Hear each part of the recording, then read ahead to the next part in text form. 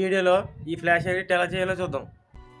First మీ వీడియోని import చేసుకుని ఎక్కడ మెమరీ ఫ్లాష్ రావాలనుకుంటున్నారో అక్కడ వీడియో స్లిప్ చేసి ఫ్రీజ్ చేయండి.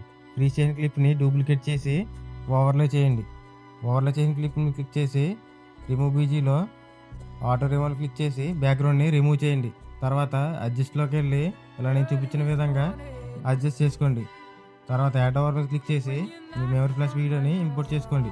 తర్వాత లేయర్ మీద క్లిక్ చేసి ఇలా బ్యాక్ ఉన్న వీడియోని ఫ్రంట్కి చేంజ్ చేయండి.